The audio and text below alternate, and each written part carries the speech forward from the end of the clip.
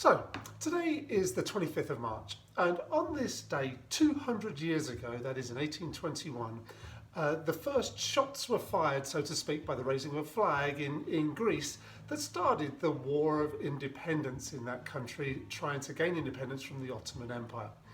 So what are you going to do? Well, right now what I'm doing is I'm listening to this album. It's by the Grexits, and it's kind of awesome. I'm listening to it right now. And Grexit, well, that was what eventually didn't happen, where the naughty Germans were going to throw out the Greeks because of their financial problems. That's quite different to Brexit, of course, which was ultimately successful and is probably better summarized as cutting off your face to spite your nose. And it sort of destroyed my plans of retiring in somewhere like, and working maybe in Greece as I've done before, or Spain as I've done before, or maybe moving to Italy or Portugal or something like that. But yeah, that's my own personal gripe. But anyways, I was looking through some photos the other day as well, and I came across this one, which I don't know if you can see that. That is the room I was living in, a little apartment on the island of Naxos when I taught English there back in the late 1980s. I ran away with a girl to go and live and work in Greece. That didn't work out. I had no money, so I took the first offer of a job I could find, which was teaching English on Naxos, and I stayed there for throughout the winter actually, and had no money. I couldn't escape. In retrospect, it was great. At the time, it was a bit tough. Luckily, I was saved by my sister and other members of my family sending me the money to jump on a charter flight back to England. Now, but that was then, and now what are we going to do to celebrate today? And it turns out that because in that photo there was a picture of this ouzo, 12 ouzo, and there aren't very many cocktails that are made with ouzo. It's a hard drink to put into a cocktail. Nonetheless, I worked diligently to come up with something, and today we're going to do that. And I drew for my inspiration my misspent youth in the Prince of Wales pub when I was growing up in London. And the first kind of mixed drink cocktail that I enjoyed down there was a Pernod and Black, the black being blackcurrant.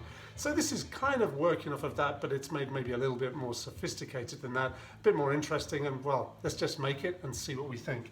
So it is a 4-4-1 recipe, so 4 parts of the 2 liquor to 1 part of the sweet.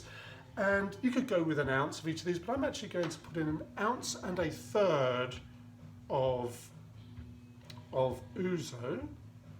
There's the ounce of it. And we get 1/3 in this one here, like so.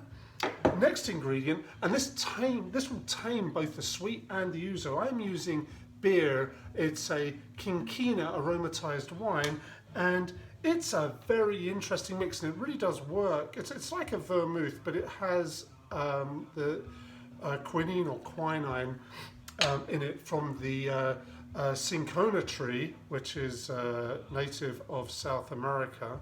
I'm going to put 1 1/3 ounce of that in as well. And if you don't have that, you could maybe use something like a Coqui Americano or Lillet Blanc or something like that, which might also work. I tried it with vermouth, sweet vermouth, and it didn't quite work out in the same way, but this is delicious. And then it's a Greek and black, this cocktail. Did I mention the name already? It's Greek and black is the name of it. And so I'm going to use cassis instead of the blackcurrant, which I would have used for my Pernod and Blacks back in the day. And that is just 1/3 ounce of that. And then just put a dash or 2 of Angostura bitters in there, and then give that a stir. And really, Greece is a country well worth celebrating, not just for Homer and the Odyssey and the Iliad and all of that, but it's just a fantastic country. I love it, I really do. And it's definitely worthy of creating a cocktail for. And there we go with a nice chilled mixing glass with that cocktail in it. I'm simply going to strain that into a cocktail glass.